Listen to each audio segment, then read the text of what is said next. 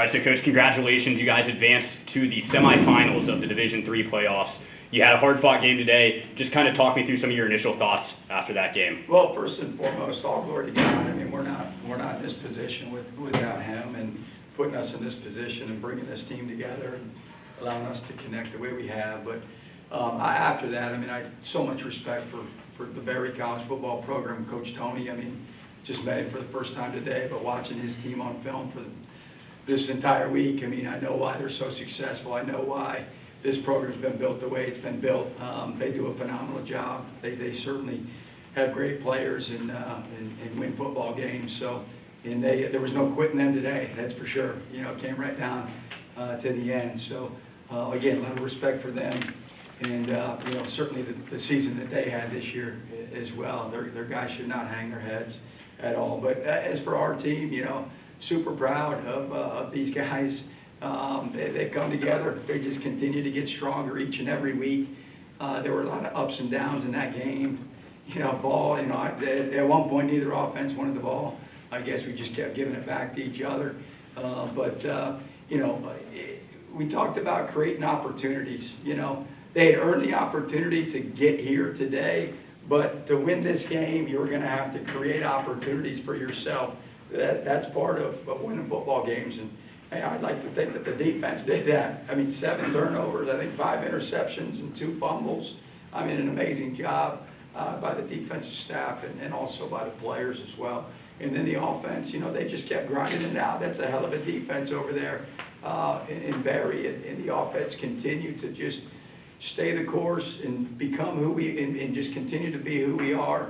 And we made the plays when we needed to make them. The staff did a phenomenal job at just keeping guys in control and poised on the sideline. So again, super happy for this team and this program and our university. Yeah, you alluded to it. I'll open this one up to anyone. You alluded to that third quarter got a little sloppy on both sides. How did you guys kind of like refocus into that fourth quarter? You guys played a very well fourth quarter to bleed out the clock there at the end. How do you kind of refocus going into that quarter? Well, I'll take it, and then these guys can jump in if they want. You know, I think a lot of it comes down to our senior leadership. You know, we've been talking about poise and composure all year, and a next play mentality, and when the team buys into that and understands the importance of a short-term memory and being able to turn the page to get to the next play. I mean, that's what great teams do. We knew that we had to possess the ball against this team, and we knew that they wanted to possess the ball. So in the end, I think to hold the ball for 34 or 55, that was a goal coming into this game. We needed to keep them off the field and be able to keep ourselves on the field as an offense. But, you know, it's the credit to these guys, their ability to turn a page and move forward. I don't know if you guys have anything to add there. Nick, we saw that you had 256 yards. We see how calculated you are with your decision-making. How are you able to be so locked into the game plan going into a playoff game like this? I think, first of all, our coaching staff does a great job of preparing us.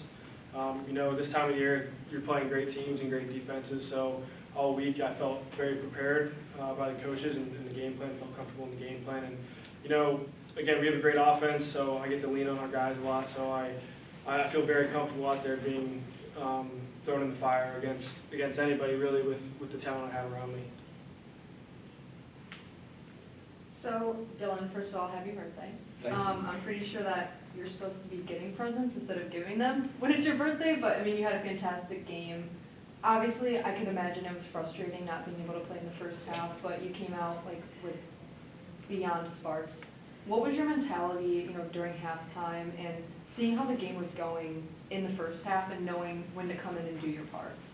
Yeah, I think it's first off, all glory to God for this entire game, but I think the first half I got to see a lot on the film tape. So of course we have great backups like Thomas Theaters. He played awesome all game, and I don't think people talk about that enough. But seeing that whole first half and seeing what they run, the combinations and consistency within their offense. So I was able to jump a few things, and it led to some turnovers. Yeah.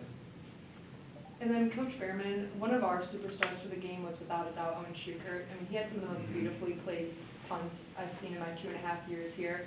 Even one it was literally half of a cleat away from the end zone. I mean, as a coach, what was it like seeing him make such a big impact on the game, and even from a defensive perspective, just setting them up with the best possible position to keep Barry in front of the 50-yard line on almost every single drive? Yeah, I mean, I'll tell you what, I'm glad you brought that up, because that's who Owen is. I mean, he is a weapon, and he's an edge for us in the special teams, and he had 5 inside the 20. I don't know what that, I think he had maybe 2 inside the 10, and like you said, you know, like on the half-yard line. So, I mean, when you can do that, the field position, especially in a game like this, right, the longer you go in a tournament, you know, the field position battle becomes even more crucial. So, I mean, Owen, without a doubt, was an MVP in the special teams side of things today. And but that's who he is. That's what he's capable of doing. That's why he was the conference special teams player of the year last year. And he just goes to work every day and wants to be the best he can be. And then, I'm sorry. Mason, tell us a little bit about you guys' mindset defensively going against Barry's rushing attack. Coming into this one, what was the key for you guys? I thought we prepared really well this week. You know, we had a good game plan, and with putting a couple more guys in the box as they got in their heavy kind of formations and things. And I mean, we got a lot of good push up front, so you know it makes it a little easier for us backers. But you know, everybody on the defense trusts each other and knows, like, hey, maybe they get 5 yards, but we're able to turn the page and have poise. And I think that was a big part of the game for us today. Nick, really incredible game, like always. Like you said, 256 yards. Obviously, there was a couple of maybe frustrating plays, holding calls, a couple of throws that didn't go our way. How do you maintain composure as the quarterback and continue to lead the team and then turn it around and make incredible plays that genuinely, like, our job is to talk, and we were speechless for a lot of this game? Yeah, you know, being the quarterback and being a captain and leader on the team, you got to be the rock. You got to be someone guys look at during tough times when we're battling adversity to stay calm, cool, and collected. So, you know, I try to do that for the guys, and I try to be their anchor and their rock. Because, you know, like you said, today was, you know, up and down. So during the up, I try to bring us back down, and during the down, you got to bring the guys back up. So I just trying to be a good teammate is what I try to do for the guys out there. And then how special was it for you to have a touchdown play with Kenny, especially, you know, very close to your home state and in front of all your friends, extended family, just everyone who was there to support you? Yeah, it was cool. That was one of the first things my friend said when I saw him a second ago. So, yeah, like you said, we had a big crowd at the game today, being only 3 hours from home. This is the closest I've played to home in my whole college career, so it was really cool to get a lot of people there. Yeah, we loved the photo of you coming off the plane with your hands up, and I turned to Owen and I was like, yeah, he's having a game. So, and then final question from me personally, Mason. We talked to you really early on in the season. You were like one of our first or second interviews. How has the bond with the linebacker room grown over the course of this season up to week 13? I mean, we say, like, we have one of the best linebacker sets in my opinion, in the entire nation. I mean, me and Kenny even live together, so we got a pretty special bond. But I think the defense as a whole really bought into the messages of not only Coach Behrman, but Coach Paul on defense, just be the hammer. And, yeah, I don't know. One thing for me, Dylan, just if you could just walk us through what was, what was the anticipation on that, on that second interception. I made that leaping grab. Just take us through, the preparation of that play and and how you anticipated that play. Yeah, so number one, I don't play boundary corner a ton, and I'm not going to give away any of our secrets, actually. But I did see him throw it the first time, and I told my teammate, and I actually told Coach Behrman, or actually I didn't tell Coach Behrman, but I said I was going to go get it the second time. And I knew what was coming. He checked to the same exact thing, and I just jumped it. That's pretty much it.